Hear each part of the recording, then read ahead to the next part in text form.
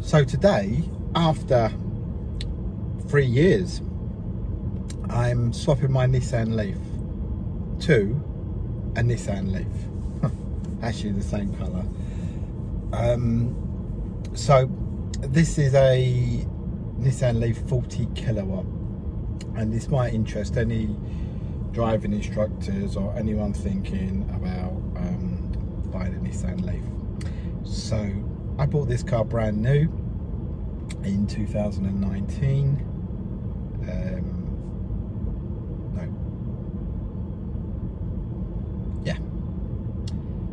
2019 January. So that is, I'm just working out the years. So that is 3 years old, just coming up to its MOT. Now it's a 40 kilowatt battery, and I've done, let me have a check here, 93,160 miles in 3 years. But here's the really good bit. It's really cost me nothing apart from services. It's never broken down, never let me down.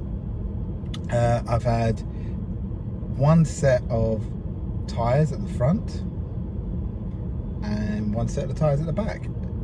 So really good, really efficient. The other positive is same brake pads, same rear and front brake pads, haven't changed them.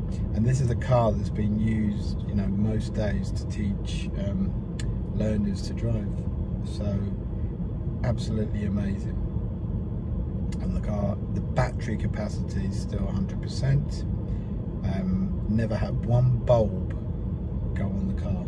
I think they're LED bulbs, but never had bulbs. Check them, you know, weekly. Then I got to 2 weekly, then monthly, because they just don't go wrong. Really, a bit of screen wash, and that's really what I spent on the car. So not a lot. Why am I changing? There's a few reasons now. It's getting really difficult with a 40 kilowatt car that's giving me around probably about, in the winter, maybe 120, 130 if I'm lucky, a bit more in the summer. But where it's getting really difficult is on, if you're using the car to do lessons and you need to go to a rapid charge, then there's an issue of time. And in the past it was fine, I knew where the rapid charges were. I could go in and have a 20-minute charge and that would do me for the rest of the day. But now I'm finding there's a lot of DPD, Amazon, I think it's more DPD actually, vans, and they leave them there, and so I can't guarantee that I'm gonna get the charge. So then it's really affecting my work day. I'm having to spend more time driving around looking for chargers, going to different places. And I thought something needs to change. So I've had a look at different cars, and like I said, the Nissan Leaf, it just does what it says. It does what it says on the can. So I thought, let's see what happens if I go for a 62 kilowatt. So I bought a 62 kilowatt Nissan Leaf, and funny enough, it's white. This time, not new. It's 21, so a couple of years old, but very limited mileage. It's about 9,000 on the clock.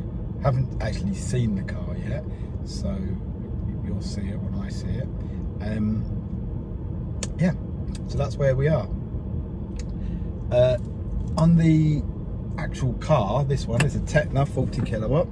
So I'll have a quick show you around the standard, the seats, the body outside. Have a look, see what you think, and then have a look at my new car. And I'll be comparing. So the new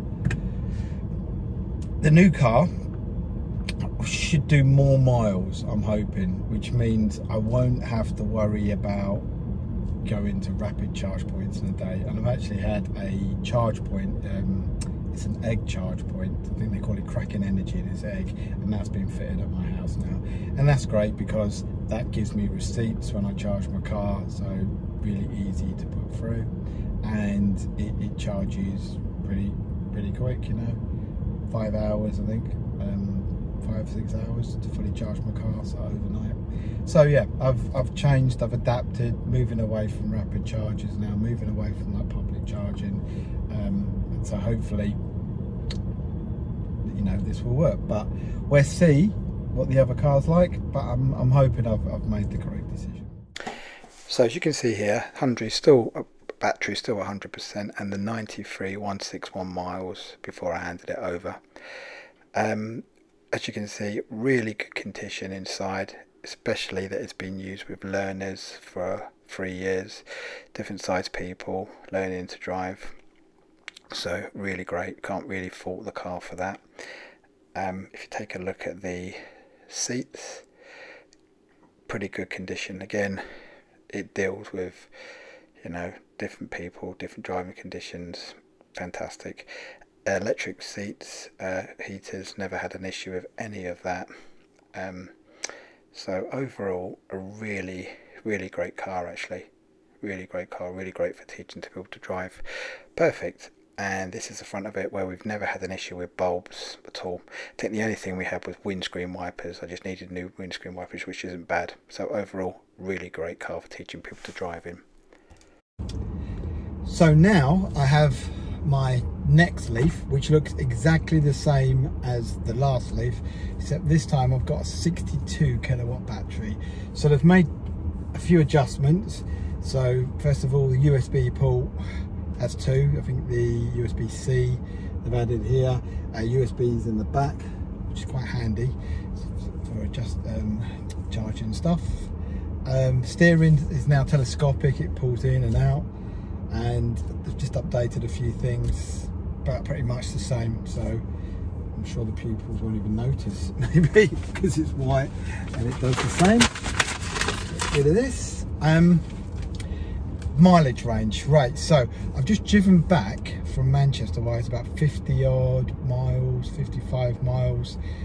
I'm not sure what the car is doing at the moment, because although it's 100%, it was charged off a rapid charger, so I don't think, although it said 100%, I don't think I'm getting what I should. It hasn't balanced out. These cars take a little bit of time to work out the way you drive, to give you a more realistic range. The other thing I think is it hasn't been used for quite a while, actually. So again, that's the reason why. But I'll quickly show you a couple of things. So I'll quickly show you a couple of things that are different and see what you think. So here, USB and USB-C, so we've got 1 and 2 now. This is pretty much the same. I can't really see any difference, to be honest with you. Actually, the Apple CarPlay does seem to sink in a lot easier, so yeah, not a big problem here. So like I say, started off 100%. I've just called into a local garage. It's free charging here, so I'm not just when I've got something to eat and let it charge. So look, it's at 85%, and it's 6 kilowatt charge. It's going to take another 3 hours to get to 100%. So what are we looking at there? Another 3 hours, that's 18 kilowatts. So potentially another 18 kilowatts to go into this battery, even though it's at 180, it's at 85%. So if we're sort of working out maybe 3.5, so that's another 35. So potentially another 70 miles on the range. And because it sort of hasn't sort of adjusted yet, when I take off the heater, it does like 175. So potentially another 70 on that. So what are we talking about there? Maybe 240 range, but we'll see. But it's going to be over the 200, and over the 200 does me fine. So yeah, new car. I shall keep you updated on how it runs, but if it runs anything like the old one, then there shouldn't be any problems.